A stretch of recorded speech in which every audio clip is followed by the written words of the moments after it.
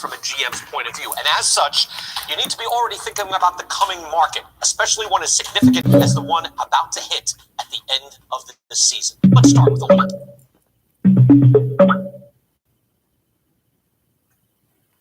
The point today is at short.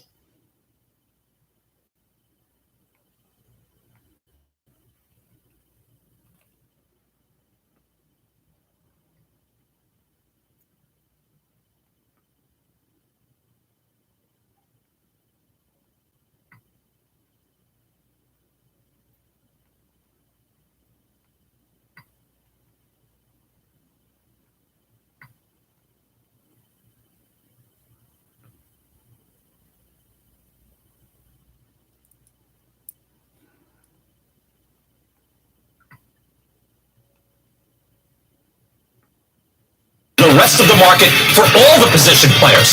There are 5 big-ticket shortstops with 3 more starting shortstops. We'll get to all of them. There are some big names who are not shortstops, but it's a short list. So here it is. Let's start here.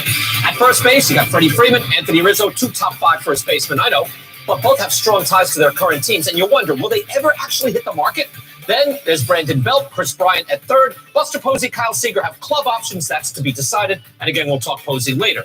And there's a decent field of corner outfielders. Michael Conforto, Mark Canha of the A's, Starling Marte, and the multi-position star Chris Taylor, who, by the way, can play shortstop, but probably isn't figured to be slotted there full-time. So think about it. There are about 5 to 6 big-ticket players at all the positions combined other than shortstop, while there are 5 big-ticket superstar players just at shortstop. So the action is at short. It's a mind-blowing class, and it's time to adjust our thinking. Here's the update that we have for you right now. Marcus Semien is playing his way into the superclass. Semien signed a 1-year deal with the Blue Jays to reestablish his value. He's playing second place because Bo Bichette is their franchise shortstop. But Semien, playing second, is slugging .487. He is second in the league in base running runs and is doing it with plus fielding at second base, a new position. If he has a big year this year, and he's having one now, that now combines with his monstrous 2019, and it changes the whole view of who he is. Here's the big 5. Check this out. This is over the last 3 years. Their total WAR and OPS plus. And going back to the start of 2019, Marcus Semien is first in WAR and first in OPS plus, even among all these 5 big shot guys. Trevor Story is next in WAR. Javi Baez has a high WAR, but he is hitting just above league average over the last 3 seasons. And I know we just started the season. Corey Seager is hitting, but he's having trouble staying on the field, and he's out right now. Carlos Correa is in the middle of the pack, but we're also listing the age season. All of them will have in year 1 of a free agent year, and you can see the ages right there at the bottom of the screen. Correa's the youngest of the bunch. He'll be 27 next year. Seager will be 28. Story and Baez 29. Semien 31. But again, Semien is leading the way. Also on the market next year, Brandon Crawford, Andrelton Simmons, Jose Iglesias. All shortstops, all in their 30s, could be good signings, but they are the next tier. So again, there's a big 5 with Marcus Semien on there, no question, and 8 starters all on the market at one time. So next question, who needs a shortstop and who has the money to get in on this? Remember, this is a golden age of shortstops. A lot of spenders have one signed up already. The Mets, Nats, Red Sox, White Sox, Padres, Cardinals, Blue Jays, Rangers, Braves, they're pretty set at shortstop. Francisco Lindor going to the Mets and the emergence of Bichette and Tatis, the blooming of Trey Turner and Dansby Swanson all have a big effect on what will happen. So here we go. That leaves the following spenders. Here are the clubs that are in. The Angels, Cubs, Dodgers, Astros, Giants, all losing their shortstops, and all they've all shown a big interest in a big investment in the past. The Yankees have Gleyber Torres there now, but he struggled defensively. Might be worth moving him. The Phillies have 1 more year of Didi Gregorius. They still might want in when the market is hot. Texas just moved Isaiah Kiner-Falefa to short, and he's been excellent. Seattle has J.P. Crawford, young, solid, but both Texas and Seattle are players in this kind of market and can't be ruled out. So barring a mystery team here, now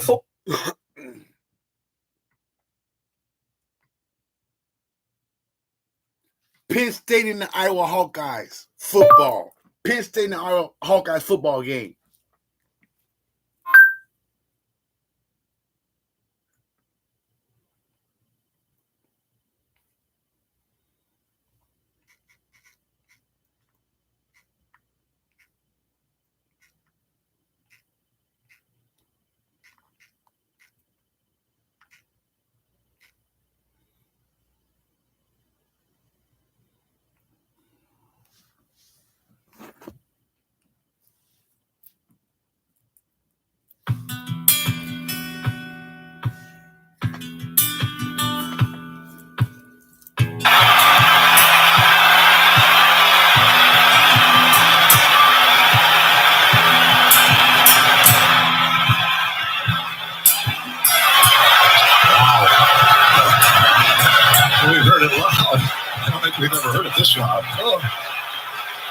Man.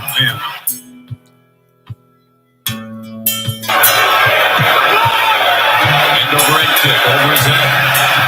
Oh, look at the English on that one. And it gets at the 2-yard line. It's going to be down there. Corey Taylor working his foot magic once again. Web shot again. Hit it to 1 and backs up to the 2. That was his 56th degree there. Oh my. 1-yard line. Inside the 2. 47 yards on the net. And Iowa with a couple first downs and now a spectacular punt. Sensational punt by Corey Taylor and that Iowa defense. Down and he throws a pick. Justin Jacobs. He's coming. He's tripped up as he throws a pick. Intercepted at the 8. Intercepted at the 8-yard line. Clifford forced it as he was going down under the onslaught of the linebacker. I think it was.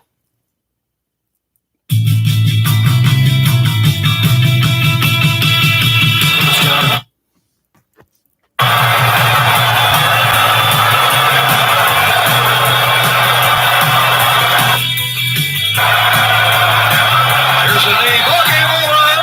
Celebrate you, Hawk fans.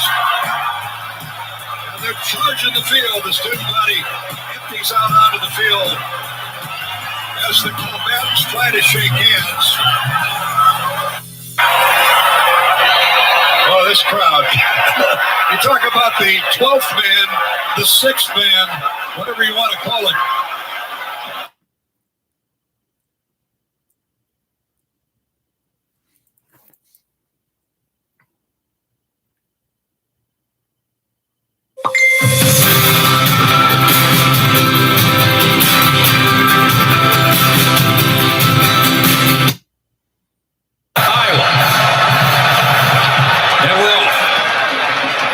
Charlie Jones, the deep man. Touchback. And that will bring out the Iowa offense. Spencer Petras on their opening series. And there's Petras with the quarterback sneak. He got into the end zone a couple times last week against Maryland with that same first down and 10 at the 38. And here's Petras rolling out of the pocket, looking underneath, and he has his man at midfield and a catch. Luke Lachey, the tight end, with a 14-yard gain. Probably one of their best DBs. Third down and 11 at the 49. Opening series for Iowa. Drive started at the 25. Petras with time. Petras goes through his progressions and just whizzes this one out of bounds. So the Penn State.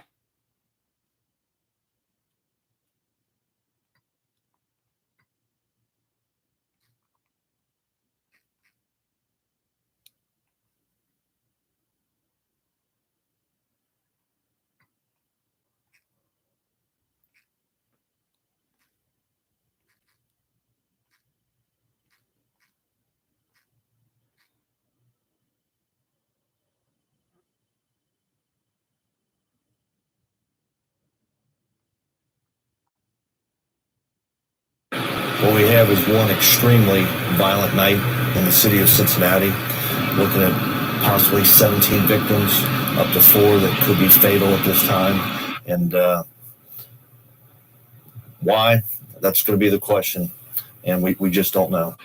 These all seem to be separate, independent incidents, but horrific and tragic that we have this much violence and potential for that much loss of life in our city.